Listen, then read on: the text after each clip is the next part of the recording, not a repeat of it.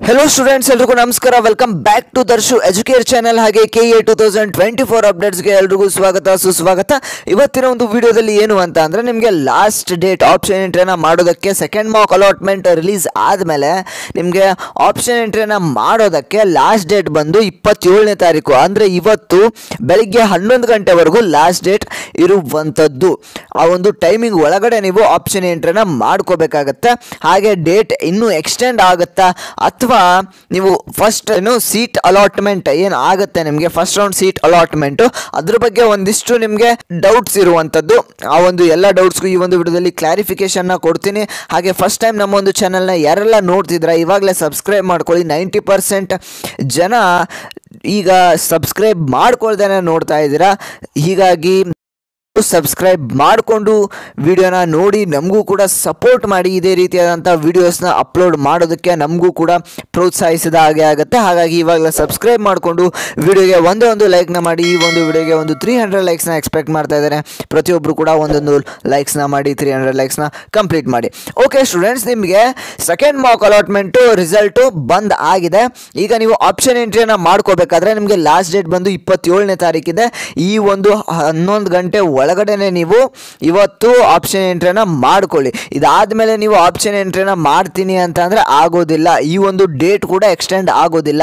ಯಾಕೆ ಅಂತ ಅಂದ್ರೆ ಈಗಾಗಲೇ ನೀವು ಫಸ್ಟ್ ರೌಂಡ್ ಸೀಟ್ ಅಲಾಟ್ಮೆಂಟ್ ನಿಮಗೆ ಬರುವಂಥದ್ದು ಸೆಪ್ಟೆಂಬರ್ 1ನೇ ತಾರೀಕು ಅಂತ ಹೇಳಿದ್ದಾರೆ।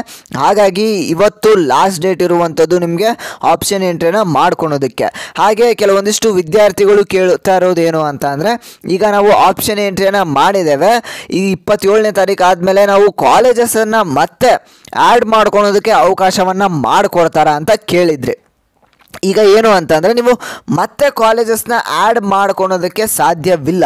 ಯಾಕೆ ಅಂದರೆ ಇವಾಗಲೇ ನೀವು 11 ಗಂಟೆ ಒಳಗಡೆನೇ ಕಾಲೇಜಸ್ನ ಎಷ್ಟು ಬೇಕಷ್ಟು ಆ್ಯಡ್ ಮಾಡ್ಕೊಳ್ಳಿ। ನಿಮ್ಮ ಒಂದು ರ್ಯಾಂಕಿಂಗ್ ತಕ್ಕಂತೆ ನಿಮ್ಮ ಒಂದು ಕಟ್ ಆಫ್ನ ನೋಡಿಕೊಂಡು ನನ್ನ ಒಂದು ರ್ಯಾಂಕಿಂಗ್ ಎಷ್ಟಿದೆ, ನನ್ನ ಒಂದು ಕಾಲೇಜ್ ಯಾವುದು ಸಿಗ್ಬೋದು ನನಗೆ ಅಂತ ನೀವು ನೋಡಿಕೊಂಡು ಆ ಒಂದು ಲಿಸ್ಟನ್ನು ಪ್ರಿಪೇರ್ ಮಾಡಿಕೊಂಡು ನೀವು ಇವಾಗಲೇ ಆಪ್ಷನ್ ಎಂಟ್ರಿನ ಮಾಡ್ಕೊಂಬಿಡಿ। ನಿಮಗೆ ಮೆಡಿಕಲ್ ಸೀಟ್ ಬೇಕಾದರೆ ಫಸ್ಟು ಮೆಡಿಕಲ್ಗೆ ಪ್ರಿಯಾರಿಟಿ ಕೊಡಿ, ಇಂಜಿನಿಯರಿಂಗ್ ಬೇಕಾದರೆ ಫಸ್ಟು ಇಂಜಿನಿಯರಿಂಗ್ಗೆ ಪ್ರಿಯಾರಿಟಿ, ಅಗ್ರಿ ಬೇಕಾದರೆ ಅಗ್ರಿಕಲ್ಚರ್ಗೆ ಫಸ್ಟ್ ನೀವು ಪ್ರಿಯಾರಿಟಿನ ಕೊಟ್ಕೊಂಡು ಆಪ್ಷನ್ ಎಂಟ್ರಿನ ಮಾಡ್ಕೊಳ್ಳಿ। ಇದು ಇಂಪಾರ್ಟೆಂಟ್ ಆಗಿರುತ್ತೆ। ನೀವು ಕಾಲೇಜಸ್ನ ಆ್ಯಡ್ ಮಾಡ್ಕೊಳೋದಕ್ಕೆ ಲಾಸ್ಟ್ ಡೇಟ್ ಬಂದು ಇವತ್ತು ಬೆಳಿಗ್ಗೆ 11 ಗಂಟೆವರೆಗೂ ಅಷ್ಟೇ ನಿಮಗೆ ಅವಕಾಶ ಇರುವಂಥದ್ದು। ಹಾಗೆ ಇನ್ನೊಂದು ಏನು ಅಂತ ಅಂದರೆ ಇದು ನೀವು ಕಾಲೇಜಸ್ನ ಆ್ಯಡು ಅಲ್ಟರು ರೀಅರೇಂಜು ಮಾಡಿಫೈ ಮಾಡ್ಕೋಬೋದು। ಇದಾದಮೇಲೆ ನೀವು ಏನ ಮಾಡ್ಕೋಬೋದು ಅಂದರೆ ಮತ್ತೆ ಆಪ್ಷನ್ ಎಂಟ್ರಿ ಮಾಡೋದಕ್ಕೆ ಅವಕಾಶ ಕೊಡ್ತಾರ ಅಂತ ಕೇಳೋದಾದರೆ ಇಲ್ಲ, ನಿಮಗೆ ಮತ್ತೆ ಕಾಲೇಜಸ್ನ ಆ್ಯಡ್ ಮಾಡ್ಕೊಳೋದಕ್ಕೆ ಅವಕಾಶ ಇರೋದಿಲ್ಲ। ನಿಮಗೆ ಏನಿದ್ರು ಆ ಒಂದು ಕಾಲೇಜಸ್ನ ಏನು ಆ್ಯಡ್ ಮಾಡಿರ್ತೀರಲ್ಲ ಅದನ್ನು ಡಿಲೀಟ್ ಮಾಡ್ಬೋದು। ಕಾಲೇಜಸ್ನ ಆ್ಯಡ್ ಮಾಡಿರುವಂಥ ಕಾಲೇಜಸ್ನ ಡಿಲೀಟ್ ಮಾಡ್ಬೋದು, ಮತ್ತು ರೀಅರೇಂಜ್ ಮಾಡ್ಕೋಬೋದು, ಮಾಡಿಫೈ ಮಾಡ್ಕೋಬೋದು। ಅಲ್ಲೇ ಮೇಲ್ಗಡೆ ಕೆಳಗಡೆ ಇರುವಂಥ ಕಾಲೇಜ್ನ ಮೇಲೆ ಹಾಕ್ಬೋದು, ಮೇಲೆ ಇರುವಂಥ ಕಾಲೇಜ್ನ ಕೆಳಗಡೆ ಹಾಕ್ಬೋದು। ಈ ರೀತಿಯಾದಂಥ ಒಂದು ಆಪ್ಷನ್ ಎಂಟ್ರಿ ಮಾಡೋದಕ್ಕೆ, ಆಪ್ಷನ್ ಎಂಟ್ರಿ ಅಂದರೆ ಕಾಲೇಜಸ್ ಆ್ಯಡ್ ಮಾಡ್ಕೊಳೋದಕ್ಕೆ ನಿಮಗೆ ಅವಕಾಶ ಇರೋದಿಲ್ಲ।